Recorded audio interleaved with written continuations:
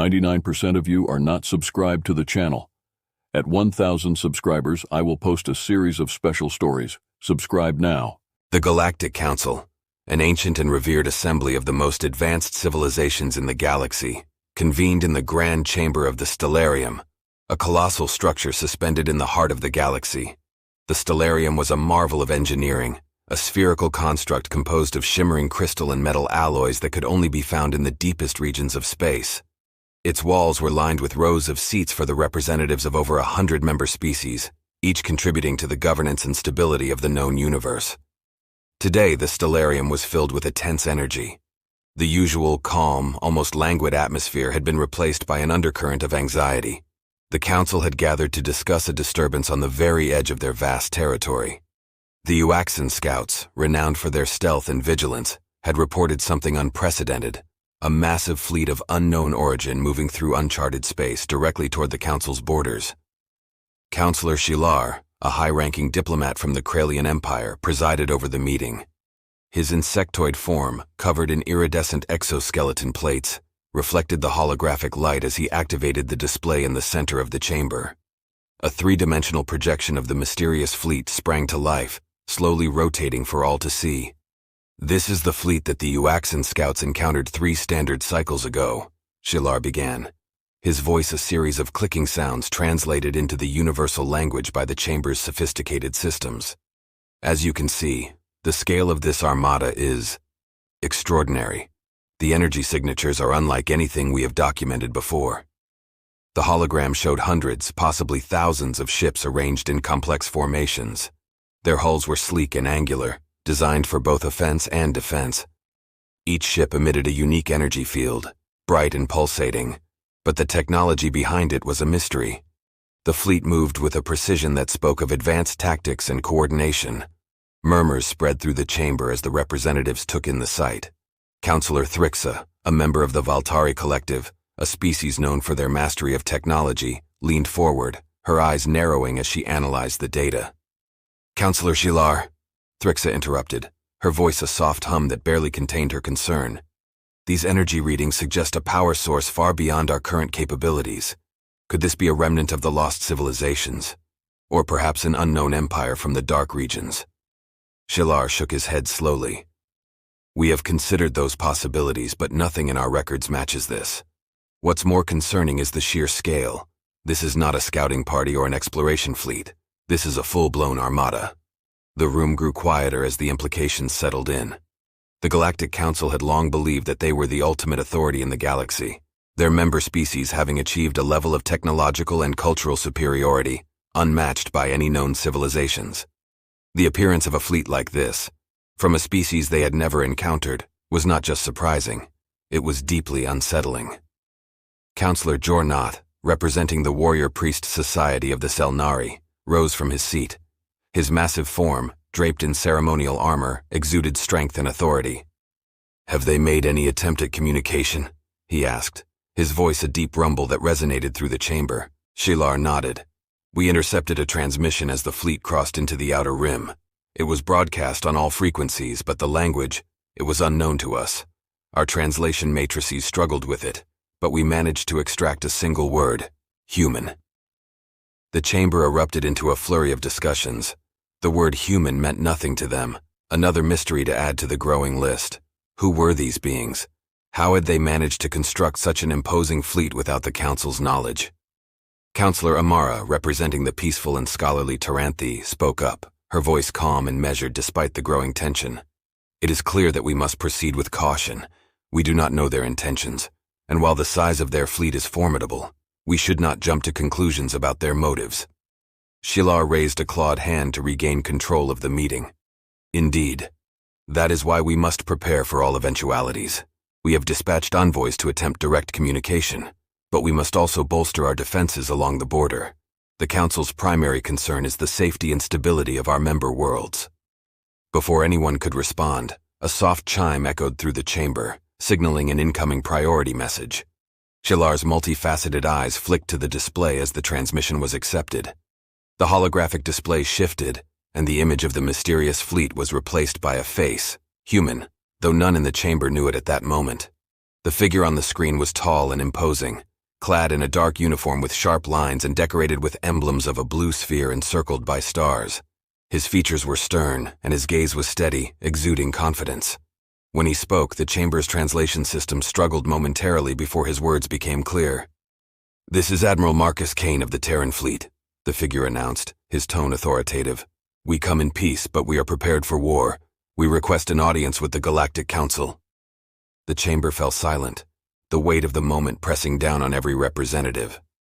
The humans had not only found them, they had already assessed the Council's power and made their position clear. The Council, which had long seen itself as the ultimate authority in the galaxy, was suddenly faced with an unknown force, one that spoke not with deference, but with the assurance of equals. Counselor Sheeler hesitated only a moment before replying. "Admiral Kane, we welcome you to the Galactic Council. We shall prepare to receive your delegation." As the transmission ended, the chamber remained in stunned silence. The implications of this first contact were vast and potentially galaxy-changing. The Council had always been the gatekeepers of galactic order, but now with the arrival of the humans and their formidable fleet, the balance of power was on the brink of a seismic shift. Sheelar turned to the assembly, his voice betraying none of the unease that he felt. "It seems we are about to meet the humans face to face. Prepare yourselves, for this meeting may define the future of the galaxy." The counselors nodded in solemn agreement, knowing that the galaxy as they knew it was about to change forever. The Galactic Council's preparation for the arrival of the human delegation was nothing short of meticulous. Protocol dictated that first contact with a new species required an environment of diplomacy and caution. The Stellarium, already a place of grandeur, was transformed into a symbol of the Council's unity and strength. The crystalline walls were polished to a mirror-like sheen, reflecting the vastness of space outside, while the seats of the Council members were arranged in a semicircle, facing the central platform where the humans would stand. Security was tightened across the Stellarium. The Council's elite guard, the Valora, stood at attention in full ceremonial armor. Their sleek silver forms with visors covering their expressions added an extra layer of intimidation. Energy barriers were discreetly activated, providing an invisible shield around the chamber just in case this meeting took a turn for the worse. Yet, beneath the calm exterior, the counselors were on edge. They had expected the humans to be a fledgling species, primitive in their technology, and perhaps even naive in their approach to galactic politics. But the data from their fleet told a different story, one of technological sophistication and military prowess that rivaled some of the most powerful civilizations in the galaxy. As the appointed time for the meeting approached, the chamber filled with an anticipatory silence. Counselor Sheelar, still leading the proceedings, took his place at the forefront of the assembly. His expression was unreadable, but his mind was racing with possible scenarios. The humans had already proven themselves to be unexpected in many ways. What would they reveal next?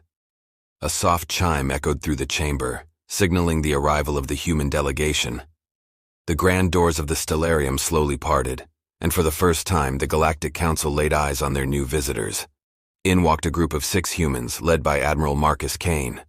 The counselors, who had been expecting a frail or timid race, were immediately struck by the commanding presence of the humans. Admiral Kane stood at the forefront, his posture straight and confident, his uniform crisp and adorned with the symbols of Earth and the United Terran Federation. He was flanked by 5 other officers, each one bearing a similar air of authority and discipline. The humans were tall, taller than many of the species represented in the council. Their features were varied, some with fair skin, others darker, with hair ranging from deep black to a reddish brown, but all bore the same look of determination in their eyes. They moved with purpose, not in the stilted, uncertain manner of a species encountering something new, but with the surety of those who had seen much of the galaxy and had learned to master its challenges. Counselor Sheelar took a step forward to greet them, his voice carefully modulated to convey both welcome and caution. "Admiral Kane, representatives of the United Terran Federation, we welcome you to the Galactic Council. We are honored to make contact with your people and hope that this meeting will be the first step toward a peaceful and cooperative relationship." Admiral Kane offered a slight nod, a gesture of acknowledgement that somehow still carried the weight of authority. "Thank you, Counselor Sheelar. We too seek peace and cooperation. The galaxy is vast, and we believe there is much that our species can learn from one another. However," he paused, allowing his words to sink in, "we must be clear. We come not as supplicants, but as equals. This statement caused a ripple of reactions among the counselors. Some, like Counselor Thrixa of the Valtari Collective, leaned forward with interest, while others, such as Jornath of the Selnari, stiffened at the humans' boldness. Counselor Amara, ever the diplomat, spoke up. Admiral Kane, your fleet is impressive and your people have clearly achieved a great deal. But we must admit, your arrival here is a surprise to us. The Galactic Council has long maintained awareness of the major civilizations within our region of space.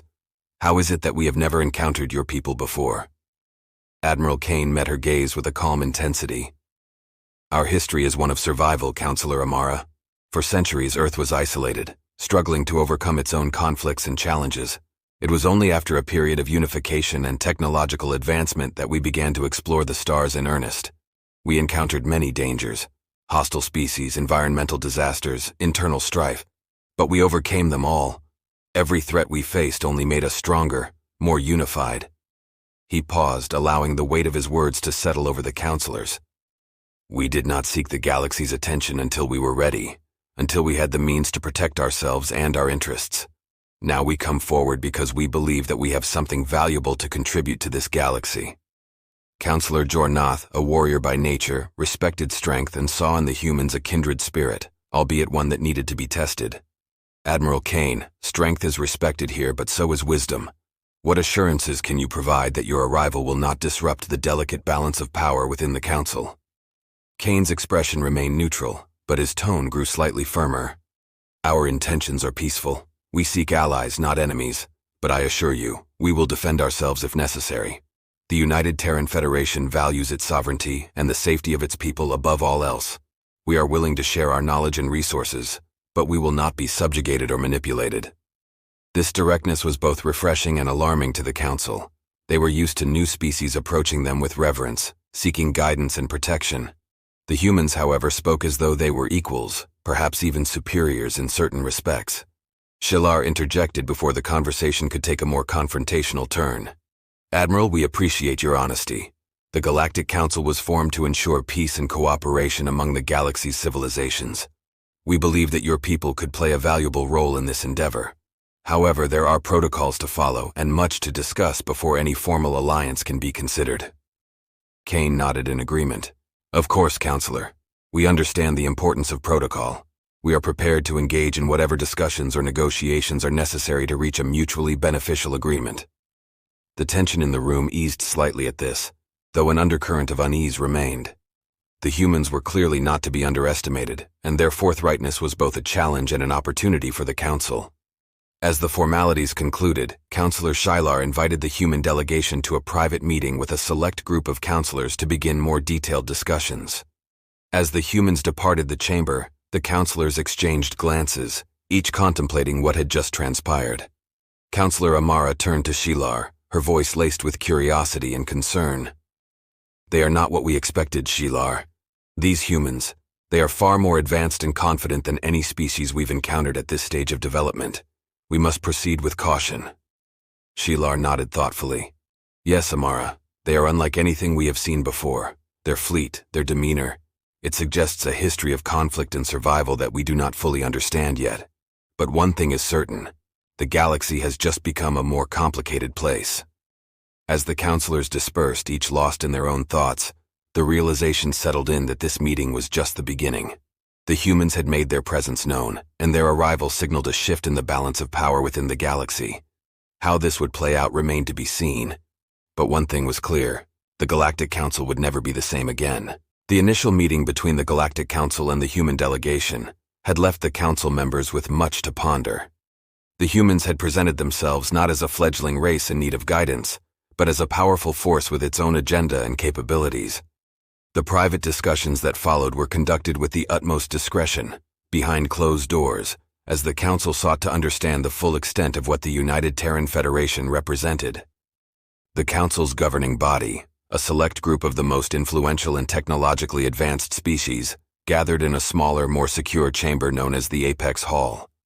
This chamber, deep within the heart of the Stellarium, was shielded from all forms of surveillance, ensuring that what was discussed within remained secret.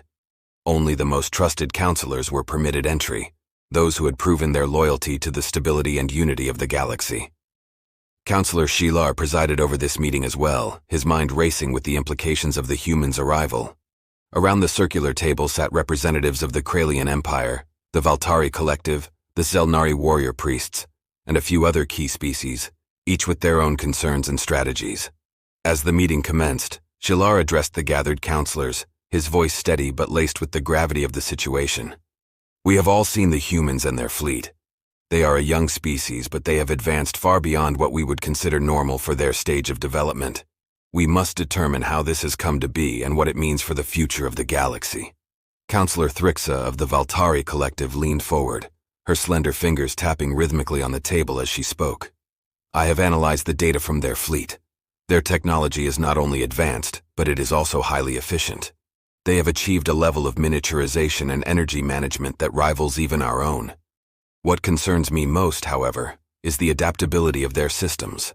They appear to be capable of rapid upgrades and modifications, suggesting a culture that thrives on innovation. Counselor Jornath, the Zelnari warrior, nodded in agreement, his deep voice resonating through the chamber. Their ships are clearly built for war, yet they spoke of peace. It is possible they are genuine in their intentions, but we must be wary. A species that has survived through conflict will always be prepared for it, even in times of peace. We must not underestimate their military capabilities. Counselor Amara, always the voice of reason, interjected with a calm, measured tone. We must also consider the human psyche. Their history, as they have described it, is one of overcoming adversity. Such a background can foster resilience and a strong sense of independence, but it can also lead to a deep-seated distrust of other species. They may view alliances as temporary conveniences rather than true partnerships. Shilar considered Amara's words carefully before responding. That may be true, but we cannot ignore the potential benefits of an alliance with the humans. Their technological advancements could propel the entire galaxy forward. Imagine what we could achieve if we combined our knowledge with theirs. However, we must ensure that such an alliance does not come at the cost of our own power and stability. Counselor Thrixa nodded thoughtfully. I propose we conduct a deeper analysis of their technological capabilities. We should invite their scientists and engineers to collaborate with our own under the guise of mutual learning. In doing so, we can assess their true capabilities and determine whether they pose a threat or could be valuable partners. Jornath grunted in agreement. And we should test their resolve. A joint military exercise could reveal much about their tactics and their willingness to cooperate. If they are as strong as they appear, we need to know if they will stand with us or against us when the time comes. Shilar, seeing the consensus forming, decided to press forward with a concrete plan.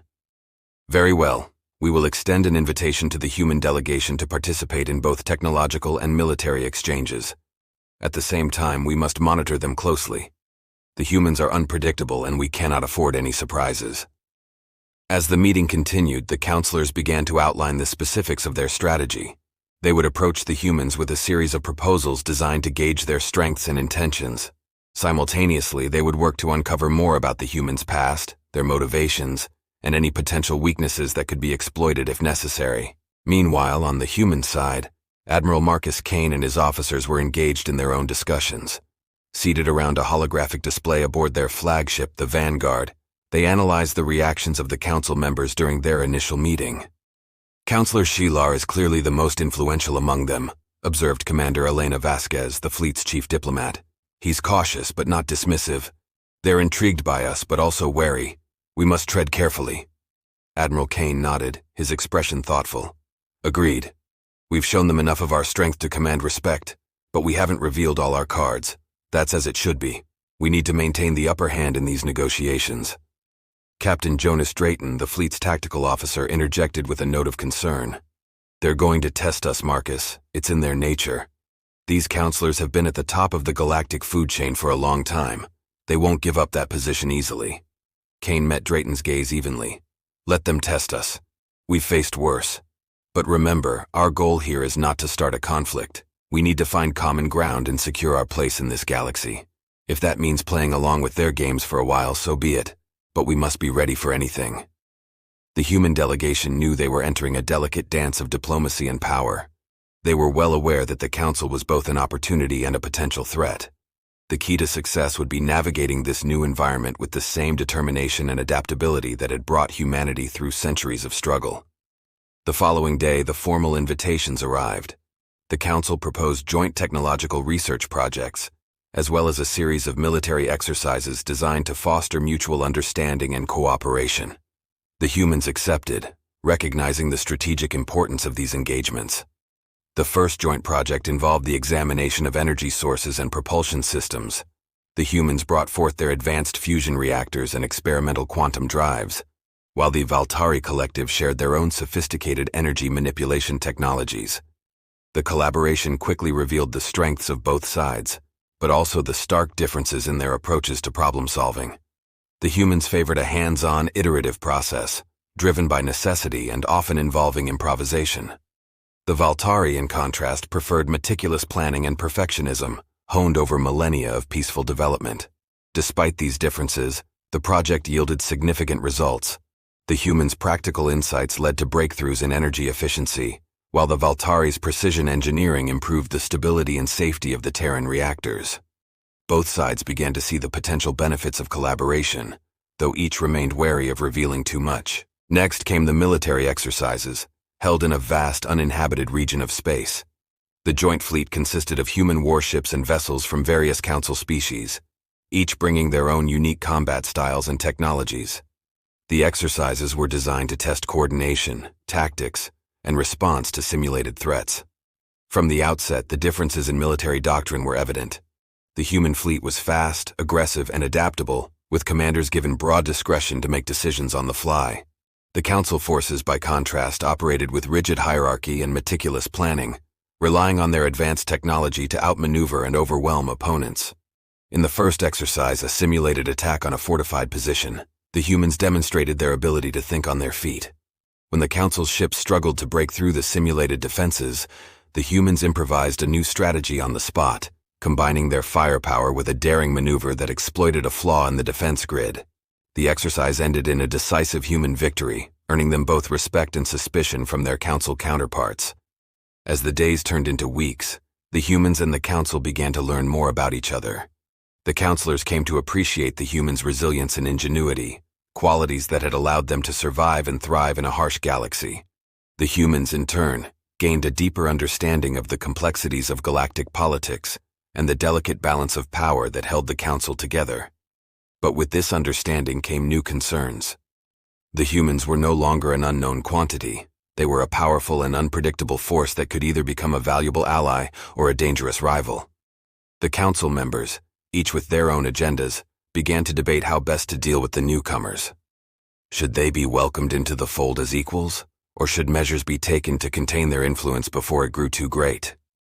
For the humans, the path forward was equally uncertain.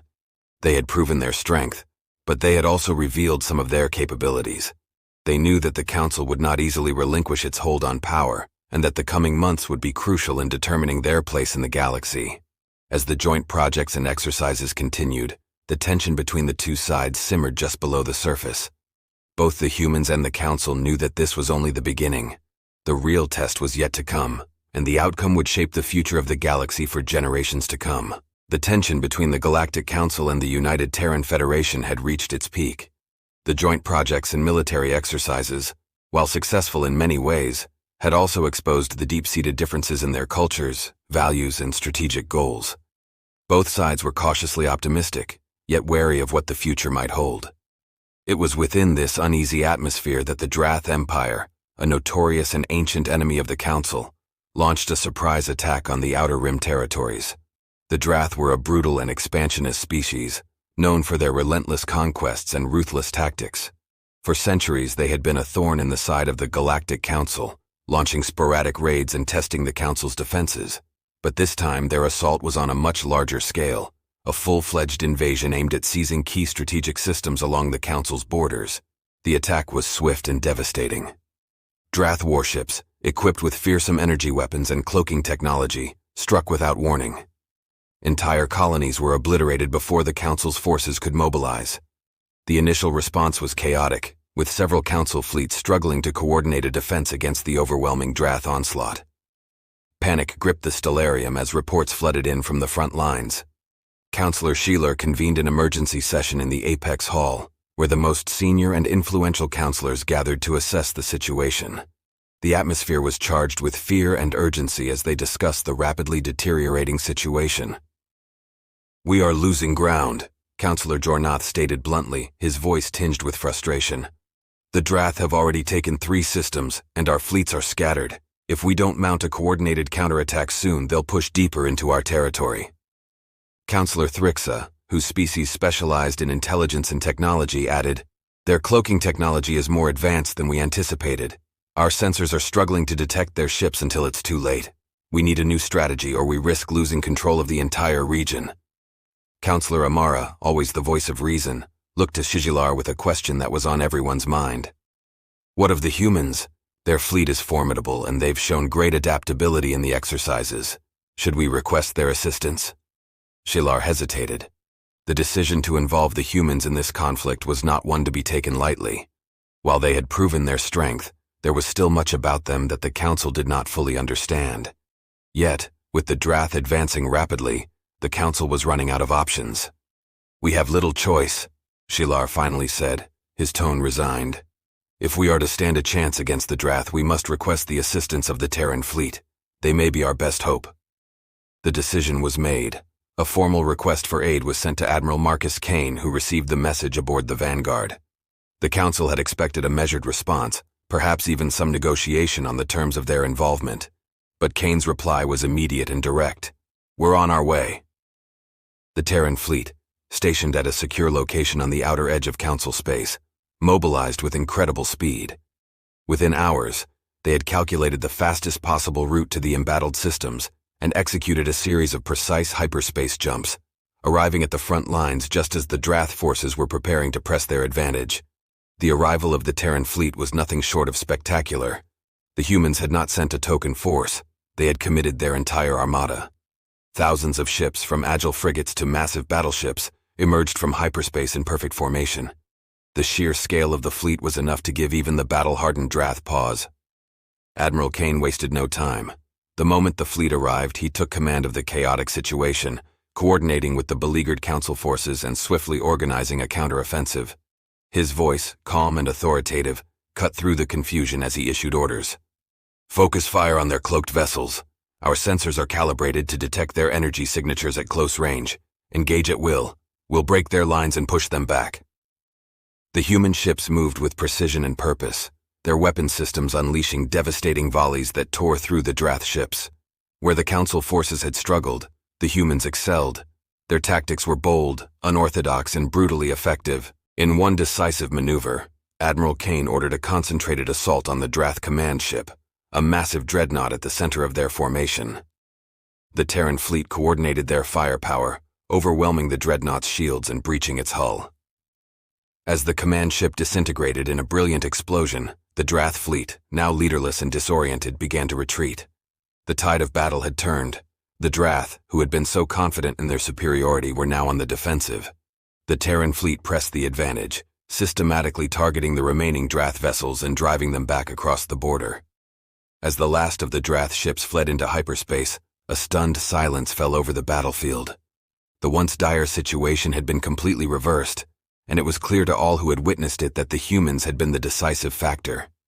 Back in the Stellarium, the news of the victory spread quickly.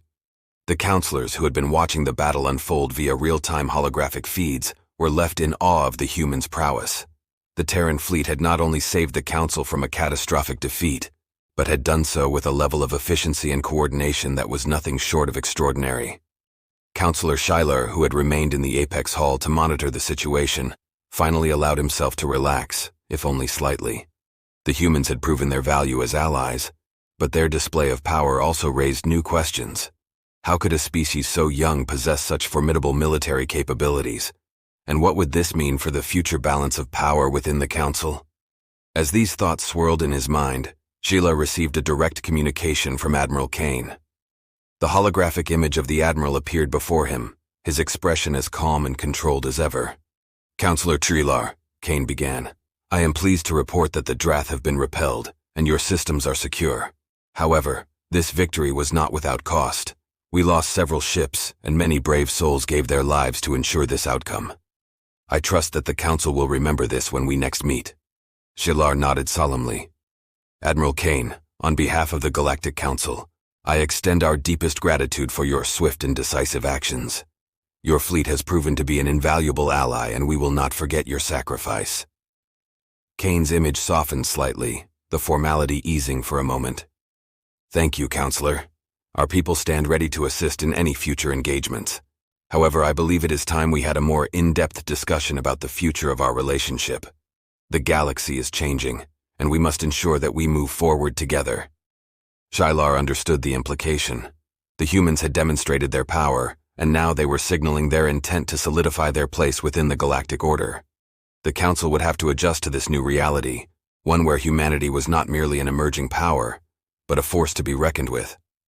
The aftermath of the battle saw a flurry of activity. The Council and the Terran delegation entered into intense negotiations, each side carefully navigating the complexities of this new alliance. The humans, having proven their strength, were in a strong position to advocate for their interests, while the Council sought to maintain the delicate balance of power that had held the galaxy together for so long. Over the coming weeks, new agreements were forged. The United Terran Federation was officially recognized as a full member of the Galactic Council, a position that granted them significant influence in galactic affairs. In return, the humans agreed to share certain technological advancements and to participate in joint defense initiatives designed to protect the galaxy from external threats like the Drath. Yet beneath the surface, tensions remained. The counselors were acutely aware that the humans were unlike any other species they had encountered. They were ambitious, resourceful, and driven by a history of struggle and survival that set them apart from the more established civilizations. The question was not if, but when these differences would come to a head. As the newly forged alliance took shape, Counselor Shilar reflected on the events that had transpired. The humans had entered the galactic stage in a manner that none could have predicted, and their influence was already being felt across the known universe. The balance of power had shifted, and the future was uncertain. But one thing was clear. The humans were here to stay, and the galaxy would never be the same. "So, this is a human fleet," Shilar muttered to himself as he watched the holographic display of the Terran ships departing for their next mission. The words, spoken with a mix of awe and apprehension, captured the sentiment of the entire council. The galaxy had entered a new era, an era where humanity, with all its strengths and flaws, would play a central role in shaping its destiny. Whether this would lead to a future of peace or conflict remained to be seen, but the Galactic Council would have to navigate this new reality with care. For now, the humans were allies, but in the back of every counselor's mind was the lingering question: what would happen if they ever turned against us? Only time would tell.